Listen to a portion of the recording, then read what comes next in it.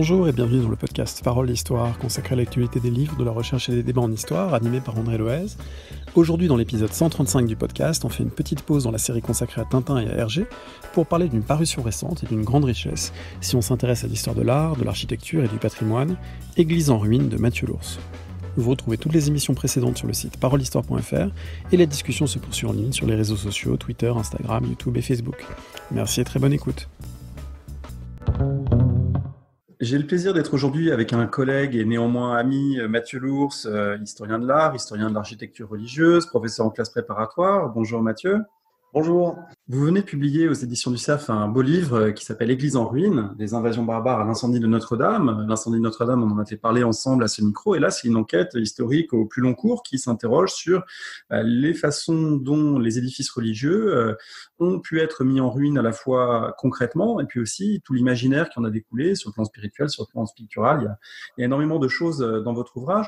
Peut-être avant de parler de ce livre, j'aimerais vous demander un commentaire sur le fait qu'on a appris récemment la mort d'Alain Erland Brandenburg, qui était un très grand historien de l'architecture religieuse, qui avait, je crois, dirigé votre thèse, et vous voulez peut-être en dire un mot pour ceux et celles qui nous écoutent.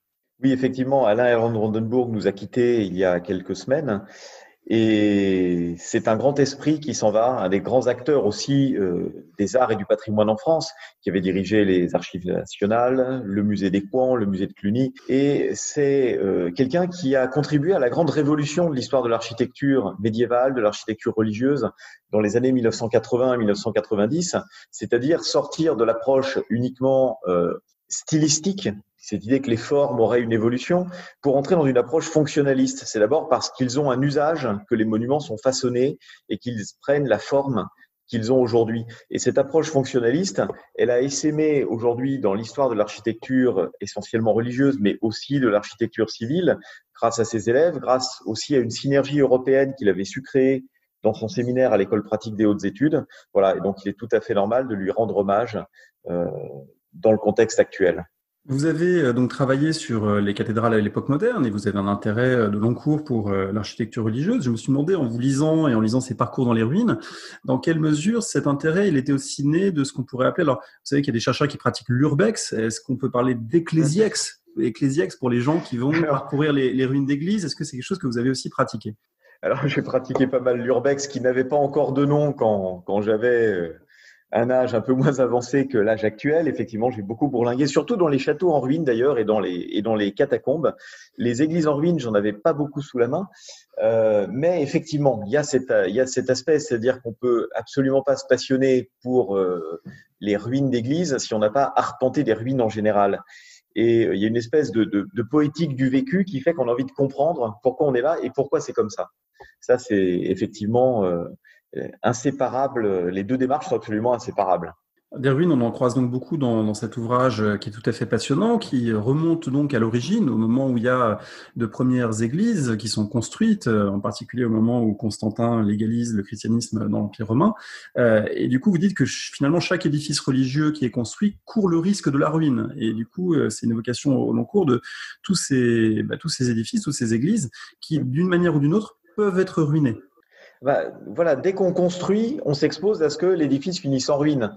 Ça vaut pour les châteaux, pour les maisons, pour les églises, et c'est toujours les mêmes facteurs qui jouent. D'abord, le défaut d'entretien, c'est-à-dire que si vous n'entretenez pas quelque chose, s'il perd en usage ou bien si vous n'avez plus d'équilibre économique autour, eh bien ça s'écroule.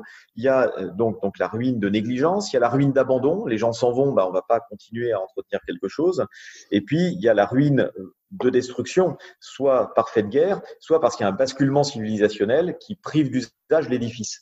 Mais ce qui est étonnant, c'est que la ruine s'inscrit dans un espace finalement assez ténu entre l'anéantissement total ou la récupération pour un autre usage. Parce que finalement, pourquoi est-ce qu'on garde des vestiges de quelque chose? On pourrait anéantir ou on pourrait récupérer. Et effectivement, on a des cas comme ça dans l'histoire de monuments qui servent aujourd'hui à toute autre chose, de monuments qui ont été complètement effacés et que seuls les archéologues peuvent restituer. Mais la ruine, elle, pourquoi on laisse ça? C'est une ruine, c'est une trace, c'est un vestige, c'est une relique. Quel sens on lui donne et comment est-ce qu'on projette un discours esthétique dessus? Vous écrivez notamment, parmi ces distinctions, que la ruine, ce n'est pas l'église déconsacrée qui sert à autre chose. Voilà, justement, la déconsécration peut sauver un édifice de la ruine. On a des cas, notamment, je pense à Senlis, cette superbe ville médiévale, où on a une église encore consacrée, la cathédrale, et où on a trois autres églises qui ne sont plus consacrées, mais qui sont encore là, qui sont même pas si mal restaurées et entretenues. Une qui est auditorium, une qui a été marché couvert et qui est maintenant salle d'exposition, Saint-Pierre. Voilà, donc, et on a à l'inverse des édifices encore consacrés qui tombent en ruine. Alors, vous expliquez qu'il y a eu évidemment des édifices religieux ruinés au cours du Haut Moyen Âge, mais que finalement, la distance temporelle fait qu'il en reste assez peu de traces. Par exemple, Saint-Germain-des-Prés, victime des attaques vikings, les ruines de l'époque ne sont pas des ruines actuelles. Voilà, c'est-à-dire qu'on a plusieurs périodes où on a des hécatombes, entre guillemets, d'églises.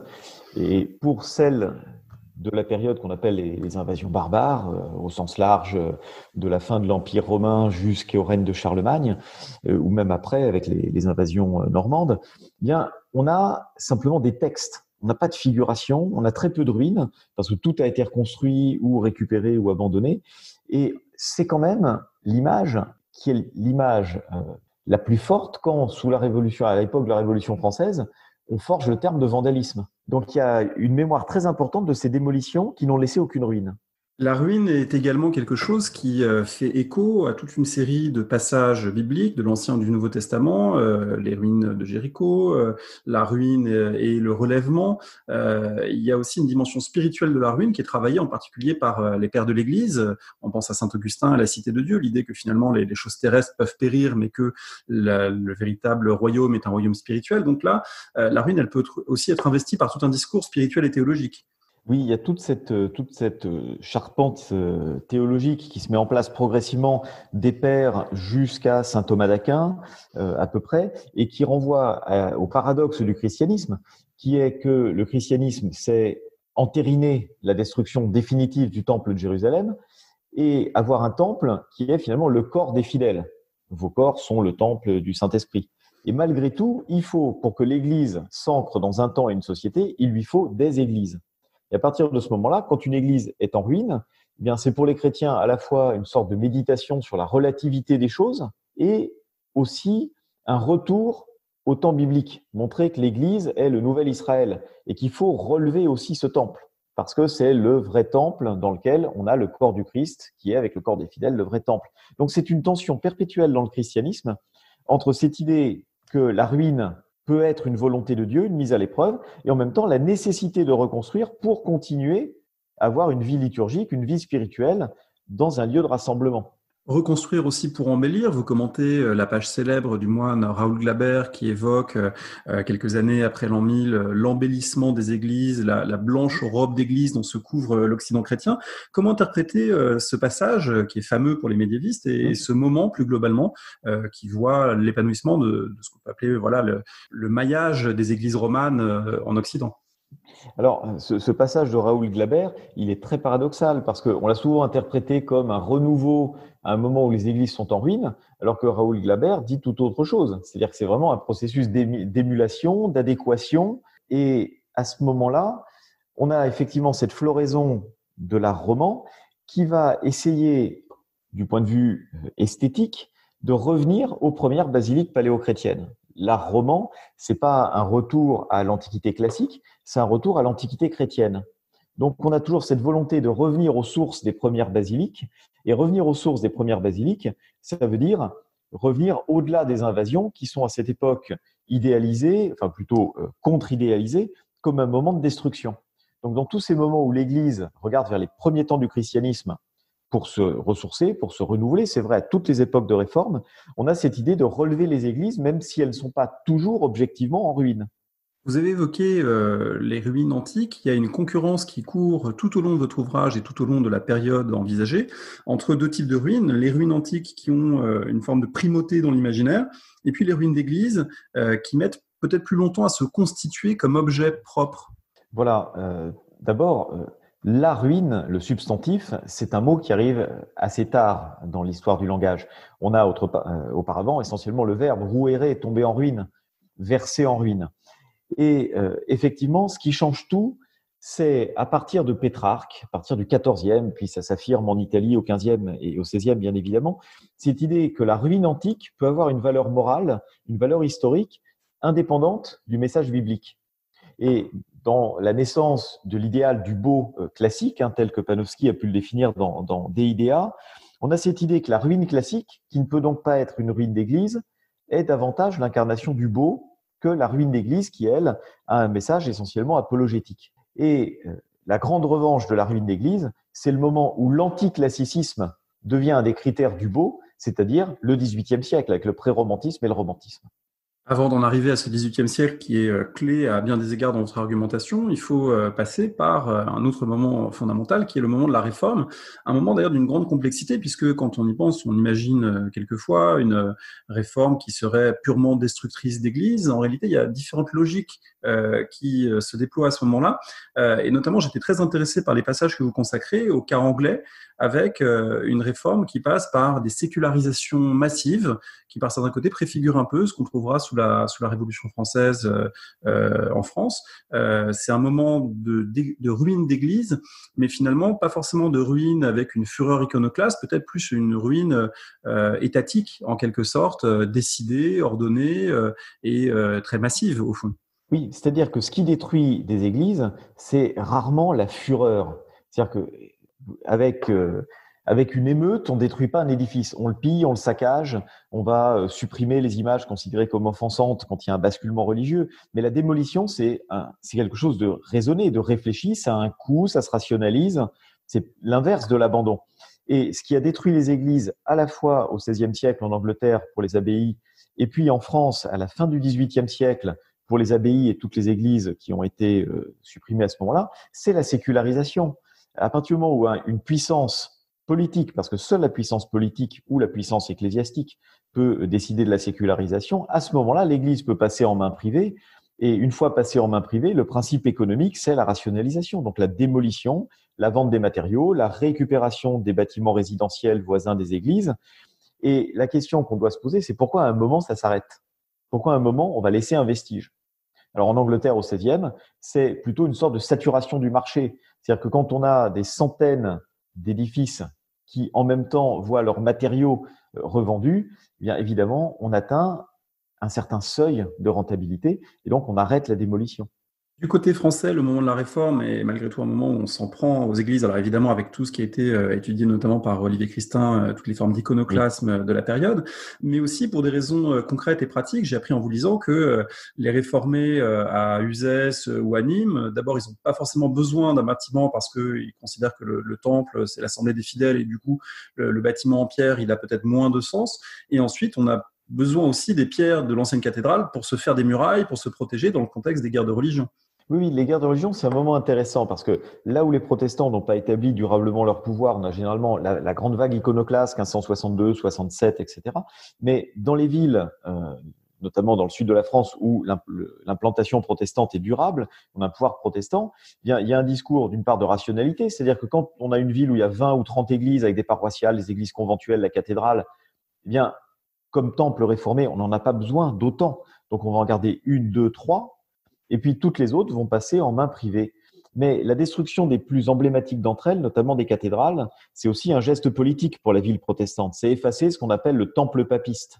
Néanmoins, on va généralement garder la tour, qui peut servir militairement, et puis qui est un repère identitaire. Et puis, les matériaux vont servir pour renforcer les murailles. Parce que la cité, pour les protestants, la protection de la cité de Dieu, c'est aussi un geste spirituel. Un des grands cantiques de la réforme luthérienne en Allemagne, c'est un rempart que notre Dieu.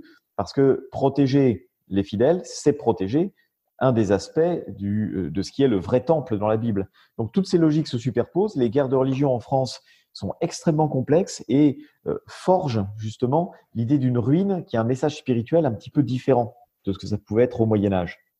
Vous avez évoqué le fait que une émeute peut difficilement ruiner un édifice. Alors, en vous lisant, on a presque un vade-mecum pour savoir comment on procède à la destruction. Et c'est pas si simple d'ailleurs. On se rend compte que un vaste édifice, eh bien, il faut du temps, il faut de l'énergie, il faut différentes techniques. Comment on s'y prend, par exemple, pour détruire l'immense abbaye de Cluny au moment de la Révolution ou d'autres édifices qui font l'objet de destruction pour des raisons justement souvent de récupération de matériaux.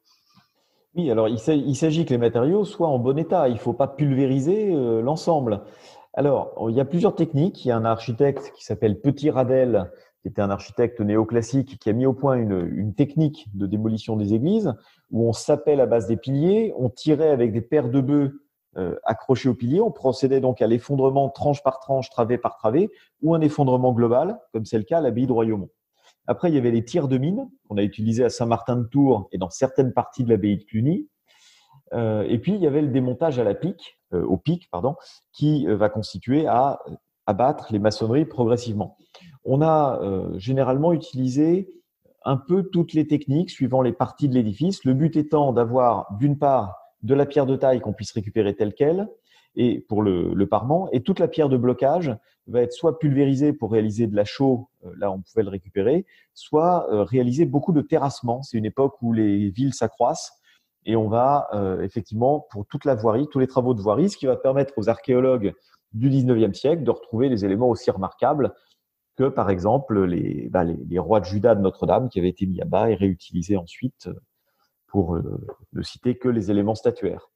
Alors, il y a là un paradoxe parce que le paysage de l'époque moderne, on va dire à partir de la deuxième moitié du XVIe et tout le XVIIe siècle, est quand même assez rempli, on l'imagine, de ruines, de chantiers, en particulier en Angleterre, mais pas seulement, avec des destructions, reconstructions, etc. Et c'est pas quelque chose qui semble très présent dans le cadre pictural. Alors, comment s'explique ce paradoxe? Il y a peu de ruines d'églises en peinture, alors qu'il y en a beaucoup dans le paysage réel. Est-ce que c'est la hiérarchie des genres? Est-ce que c'est un manque d'intérêt pour la ruine en tant que telle? Comment on peut essayer d'expliquer ça? Au XVIIe siècle, effectivement, la ruine d'église, c'est le sujet qui n'existe pas en peinture. Il n'y a pas de sujet ruine d'église. Tout d'abord, parce que la hiérarchie académique des genres ne saurait pas trop quoi en faire. Ça pourrait effectivement rentrer dans le genre allégorique, mais non. Et si c'est une scène de genre ou si c'est un paysage, eh bien, on va soit privilégier pour la scène de genre les intérieurs tels qu'ils sont, et dans les paysages, on va placer des ruines classiques. On a quelques exemples de peintures qui frôlent à l'allégorie avec les deux peintres lorrains qui travaillent à Naples sous le nom finalement générique de Montsou Desiderio, c'est-à-dire ce monsieur Didier, qui va proposer des vues, des paysages avec des églises en ruine ou des destructions de temples bibliques qui prennent des formes d'églises, mais ça reste quand même un travail relativement peu connu à cette époque. Et on va davantage avoir de succès dans les gravures à caractère moral, comme par exemple celle de Jacques Callot, Les misères de la guerre, où on va avoir plusieurs gravures. On a un monastère en train d'être pillé, une église incendiée par exemple, un village où l'église est en train d'être attaquée par les soldats. On a 3 gravures comme ça, où cette image apparaît. Mais effectivement, c'est encore un non-sujet pour la grande peinture de Chevalet de l'époque. Alors, on va voir comment ça devient un sujet pour le romantisme. Avant cela, il faut peut-être évoquer deux moments intéressants du point de vue des ruines, qui rappellent aussi que beaucoup de ces destructions ne sont pas des destructions volontaires, mais accidentelles, comme c'était le cas à Notre-Dame. D'abord, il y a le grand incendie de Londres en 1666, et puis peut-être dans un deuxième temps, on pourrait évoquer la destruction de Port-Royal sous Louis XIV, qui chacune à leur façon sont des moments qui produisent des ruines suivant une logique bien particulière. Oui, effectivement, rien d'accidentel à Port-Royal. Mais effectivement, ces 2 ruines sont inscrites, que ce soit donc le grand incendie de Londres, où vous avez plusieurs, je crois qu'il y a environ 80 édifices de culte qui sont ravagés par les flammes. Eh bien, dans les 2 cas, on va avoir une lecture apologétique. Le feu de Londres, qui est une sorte de châtiment divin, du moins c'est comme ça qu'une partie des anglicans et notamment les puritains vont l'interpréter.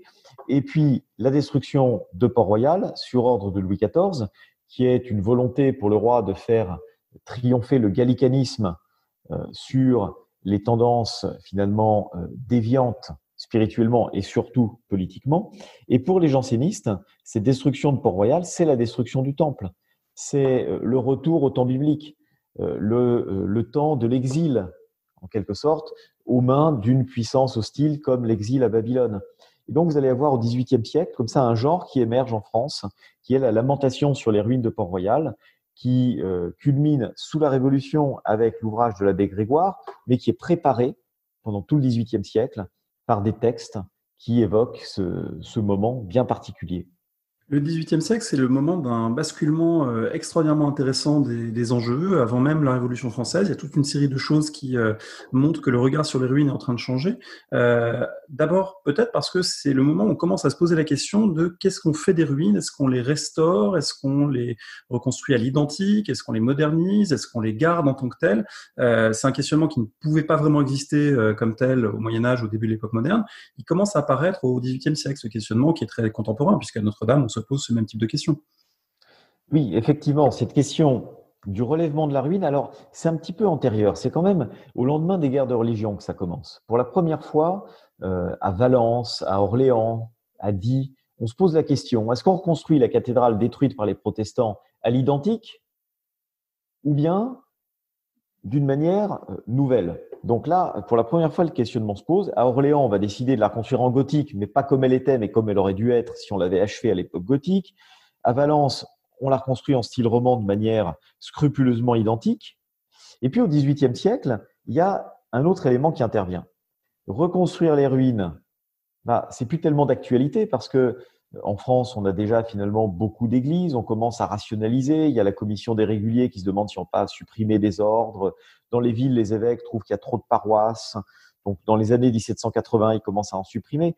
Donc, relever des ruines, non, pas vraiment. En Angleterre, on ne va pas rétablir des abbayes. Néanmoins, on commence à trouver ça beau. On commence à trouver ça beau parce que les critères du beau ont changé avec l'esthétique qui apparaît autour de Baumgarten, autour de Hogarth, par exemple. On sait que l'antique classique, le pittoresque, peut être une figure du beau. Et on commence à aller voir, avoir des visites, notamment autour de l'abbaye de Tintern, dans le pays de Galles, et on va avoir des esthètes, des amateurs qui commencent à trouver belles ces ruines d'église. À partir de ce moment-là, on va les mettre en scène. On va les faire visiter la nuit en installant des torches dans certains endroits. On va commencer à enlever une partie de la végétation, à en garder une autre partie, de manière à donner en fait l'idée que la ruine, c'est comme un tableau. On va faire en sorte que les vraies ruines ressemblent à des tableaux de ruines. Et cet engouement romantique va finalement être retardé en France, parce qu'en France, avant la Révolution, on n'a pas énormément d'églises en ruine. Et puis en France également, jusqu'à la Révolution, le poids des académies fait que le goût néoclassique à l'antique l'emporte sur ce regard qui, au sein du néoclassicisme, va donner naissance au romantisme. Alors là, c'est un moment extraordinairement intéressant de l'histoire des représentations, de l'histoire de l'art, ce moment où effectivement la ruine devient non plus simplement objet matériel, mais également une forme d'investissement pour l'introspection, pour la contemplation de soi, de la nature, de la fragilité des choses humaines. La ruine devient beaucoup plus parlante aux yeux d'un certain nombre d'auteurs, y compris un petit peu plus tard en France avec Chateaubriand, que vous citez longuement, puisqu'il a beaucoup réfléchi à cette question dans le génie du christianisme. Il y a un basculement de la sensibilité qui fait que la ruine devient finalement l'objet de la projection d'une intériorité. Il y a la projection d'une intériorité, effectivement, puisque la ruine devient une figure de la déréliction, une figure de la mélancolie. Et puis, il y a aussi la soif du sacré des romantiques. La ruine d'église n'est plus religieuse, mais elle est sacrée. Elle est sacrée parce qu'elle entre en communion avec la nature et avec l'histoire, qui sont deux thèmes fondamentaux de ce goût romantique. C'est pas tellement en France que ce goût pour la ruine d'église apparaît en peinture. Parce qu'en France, très rapidement, cette ruine d'église, elle est réappropriée par les monuments historiques. En revanche, en Angleterre, c'est déjà un héritage du XVIIIe siècle. Et en Allemagne, des peintres comme Friedrich, comme Carus, vont faire de la ruine d'église un sujet autonome dans des peintures qui sont parmi les plus célèbres encore aujourd'hui. Est-ce qu'on peut commenter justement un des tableaux que j'ai trouvé magnifique en le découvrant dans le cahier photo de votre livre, le tableau de Caspar David Friedrich, qui est l'abbaye dans une forêt de chênes, qui pour moi est vraiment très frappant visuellement, et puis aussi dans sa thématique. Qu'est-ce qu'on peut dire de ce tableau ? Ce tableau, c'est vraiment la conjonction de la nature et de ce qui reste des cultures humaines. C'est à la fois donc une une évocation très philosophique, Héraclite, omnia fluunt, etc. Et puis, il y a cette idée de la rémanence du sacré. On a une église, on a la ruine, on a le gothique, on a l'atmosphère particulièrement spécifique de la nature, et on a quelque chose aussi de très national là-dedans. On sent bien que c'est une réflexion germanique, une réflexion sur un passé, des ruines qui peuvent être finalement relevées en quelque sorte, et qui peuvent appeler à une renaissance nationale, d'un esprit national à partir de ses propres ruines. En France, on n'a pas exactement la même logique. On a eu beaucoup de peintres topographiques qui ont représenté les destructions d'églises telles qu'elles avaient lieu sous la Révolution. C'est le cas d'Hubert Robert, par exemple. Mais on n'a pas, en France, de réflexion, de philosophie de l'histoire à partir d'une mise en scène de la ruine dans la peinture. Sauf peut-être dans cette peinture de Daguerre, qui, et c'est pas un hasard, est conservée en Angleterre et pas en France. Pour appuyer sur cette idée d'une peinture avec un sens national, on peut rappeler que ce tableau de Friedrich, très beau, très sombre, avec une terre noire et un ciel brumeux, un ciel gris, il n'était pas en 1809-1810, autrement dit au moment de l'occupation napoléonienne d'une grande partie des États germaniques. Donc évidemment, cette lecture-là, elle est possible. C'est le moment où Fichte écrit ses discours à la nation allemande, donc on peut faire cette lecture. Alors, vous avez évoqué la Révolution française, c'est un moment évidemment central aujourd'hui lorsqu'on songe à la ruine d'église, peut-être parfois avec des déformations, puisque le terme de vandalisme révolutionnaire a été beaucoup employé, parfois un peu à tort et à travers. Vous rappelez dans votre ouvrage qu'il n'y a pas eu de politique étatique coordonnée de démolition, et puis il y a eu aussi beaucoup de choses, et ça je l'ai appris en vous lisant, qui ont eu lieu avant la Révolution, puisqu'on commence à rationaliser un peu le réseau des paroisses, c'est-à-dire qu'il y a trop d'églises, il faut peut-être en supprimer certaines. Donc il y a en fait un certain nombre de continuités, avec évidemment des ruptures révolutionnaires. Oui, effectivement, la première église qui apparaît en ruine, une ruine transitoire, parce que c'est une démolition, donc le but, c'est pas de laisser des ruines permanentes, mais c'est l'église des Saints-Innocents. À partir de 1787, elle est supprimée de la trame paroissiale parisienne, elle est redondante avec les autres petites paroisses de ces quartiers de la rive droite, et la première église en ruine que contemplent les Parisiens, c'est avant la Révolution. Et l'église constitutionnelle va continuer ce processus de rationalisation qui est typique du clergé des Lumières, et les suppressions d'églises, les premières, celles des églises qui vont être démolies, elles sont faites suite à une collaboration entre l'église constitutionnelle et l'Assemblée nationale. C'est-à-dire que en 1790, quand on supprime le clergé régulier, voilà, c'est un système légal de désacralisation avec l'assentiment de l'église constitutionnelle. En 1793, évidemment, cette situation prend un sens tout à fait différent parce qu'on va voir les saccages d'églises par les sections parisiennes et par les sections en province, donc un vandalisme, un iconoclasme, mais c'est surtout la désaffectation des églises en 1790 qui a compté. Et en 1793, en réalité, les églises qui étaient restées églises, on va les réaffecter au culte révolutionnaire. C'est en 1795, quand le culte révolutionnaire cesse et que le christianisme n'est pas rétabli dans ses droits, que les églises vont courir le plus de menaces. Les cathédrales qui ont été rasées, c'est généralement sous le Directoire ou au début du consulat, surtout sous le Directoire, parce que là, on n'a plus ni culte révolutionnaire institué, ni christianisme encore autorisé. Ça revient timidement en 1795, mais le rétablissement du culte en 1795 à la cathédrale d'Arras, par exemple, n'empêche pas la vente et la démolition de l'édifice quelques mois plus tard.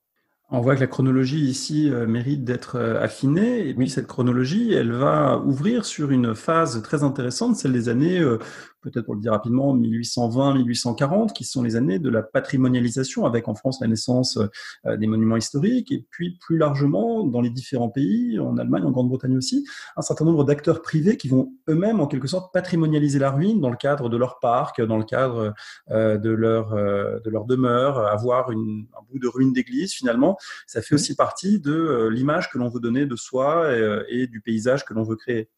Ah oui, ça fait très chic la ruine d'église dans un parc romantique. Benjamin Constant lui-même, à l'abbaye des Rivaux, à côté de Luzarches, a créé sa ruine d'église. Bon, mais il y a en fait 3 temps qui, dans des pays que sont la France et l'Angleterre, et l'Allemagne également, mais surtout France et Angleterre, vont jouer de manière disjointe. Il y a un temps où on fait la ruine, il y a un temps où on la trouve belle, on l'esthétise, et il y a un temps où on la patrimonialise. En Angleterre, on fait la ruine au XVIe siècle. On l'esthétise au début du XVIIIe, on la patrimonialise dans les années 1830. En France, la chronologie est beaucoup plus resserrée. On l'a fait à partir de 1785, surtout à partir de 1790. On l'esthétise à partir du tout début 19e, vers 1800, et on la patrimonialise en même temps qu'en Angleterre. On rejoint l'Angleterre, mais chez nous, ça joue en 30 ans, et dans un contexte politique extrêmement tendu. Mais ce qui est vrai, c'est qu'en France comme en Angleterre, les grands propriétaires fonciers, à partir des années 1800, trouvent ça beau d'avoir une ruine d'église dans leur parc. C'est le cas à Royaumont, c'est le cas à Saint-Vendrille, c'est le cas dans les grandes abbayes anglaises. Et là, on a véritablement une uniformisation du goût européen qui se retrouve également en Allemagne. Et cette patrimonialisation, elle intervient au moment où les nations apparaissent. C'est la nation qui protège ses ruines plus que les propriétaires. Et on va avoir alors le troisième temps des ruines où on va les nettoyer, les briquer, enlever la végétation pour en avoir un objet archéologique qui sert à un discours national. Les nations protègent les ruines, évidemment, elles les créent aussi dans le cadre des affrontements nationaux, de la Grande Guerre, de la Seconde Guerre mondiale. Donc là, les édifices religieux vont être victimes d'un très grand nombre de destructions que vous évoquez. Une chose que j'ai apprise en vous lisant, c'est que finalement, il y a là aussi des parcours différents entre les pays, puisque, à la différence de l'Allemagne et de la Grande-Bretagne, il y a peu d'églises qui deviennent en France des monuments ou mémoriaux pour la paix. La ruine d'église, elle n'est pas conçue exactement avec le même sens dans les différents pays à l'issue des grands drames de la Première et de la Deuxième Guerre mondiale. Non, effectivement, on a peu d'églises mémoriales en France laissées en ruine. Alors, on a beaucoup de mémoriaux qui comportent une église, que ce soit Lorette ou que ce soit Verdun, mais on va laisser peu d'églises en ruine pour en faire des lieux de mémoire de la guerre. On a quelques cas sur la Première Guerre mondiale, pas plus d'un ou deux, et pour la Deuxième Guerre mondiale, à part l'église de Saint-Lô, on va volontairement laisser la façade en ruine et reconstruire une nef contemporaine, on a peu d'éléments. Alors, il y a Oradour, France... Oradour malgré tout. Oui, il y a Oradour, effectivement, qui est laissé comme lieu de mémoire en même temps que tout le village, parce que c'est un lieu de mise à mort par les nazis. Mais on a peu, finalement, de mémoire des bombardements de masse, par exemple. Alors qu'en Allemagne, au Japon et en Angleterre, souvent, les églises commémorent ces bombardements de masse. Alors, est-ce que c'est parce qu'en France, on en a eu, entre guillemets, moins que les autres, mais même en Normandie, on n'a finalement que deux églises, une à Caen et puis celle de Saint-Lô, qui commémorent un petit peu cette situation. Je pense que ça renvoie au travail de mémoire spécifique de la Deuxième Guerre mondiale en France, qui a été très tardif, qui a été un petit peu empêché par les enjeux politiques des années 1940 et 1950, et surtout par une grande volonté de résilience de la part des communes et des communautés chrétiennes, qui, en vertu de la loi de 1905, pouvait demander aux mairies de retrouver un cadre immédiatement propice à la prière sous la forme de l'église paroissiale, souvent de propriété municipale. On le voit donc un ouvrage qui parcourt 17 siècles d'histoire et qui offre de très nombreux éclairages qu'on ne peut évidemment qu'aborder partiellement ici. Pour terminer, comme l'été arrive, comme beaucoup de gens vont circuler, est-ce qu'il y a des lieux qu'on peut leur conseiller particulièrement dans différentes régions de France si on veut voir des ruines d'églises particulièrement intéressantes? Oui, il y a effectivement beaucoup de lieux qu'on peut conseiller. Et je pense qu'en cette veille d'été, on a aussi envie de prendre l'air et que les ruines qui sont inscrites dans un cadre naturel assez spectaculaire sont celles sans doute où on se retrouvera le mieux. Et je pense évidemment à l'abbaye de la Pointe-Saint-Mathieu en Bretagne, dans le Finistère, et puis dans le massif de la Gardiole, dans le sud, au milieu des Garrigues, l'église de Saint-Félix de Monceau, au-dessus de Sète et pas très loin de Montpellier, qui sont des lieux magiques. Et puis évidemment, toutes les grandes abbayes normandes, à commencer par Jumièges, avec ces ruines absolument incroyables, avec ces tours laissées en suspens au milieu de cette prairie, avec ces chênes centenaires. Voilà. Donc quelques lieux. Et puis évidemment, redécouvrez aussi les ruines qui sont à côté de chez vous. Souvent, il n'y a rien de plus émouvant que de constater qu'on a comme ça une trace patrimoniale, pas très loin, dans un lieu qu'on affectionne et qu'on peut rejoindre assez facilement. Merci beaucoup Mathieu Lours. Je rappelle le titre de votre livre « Église en ruine, les invasions barbares, l'incendie de Notre-Dame », publié au CERF.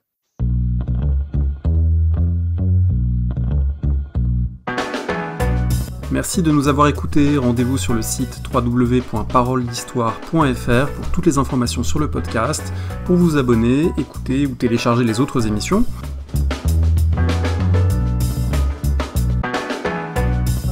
La discussion se poursuit aussi en ligne, notamment sur Twitter. Vous pouvez poser des questions @parolediste et à bientôt pour un prochain épisode.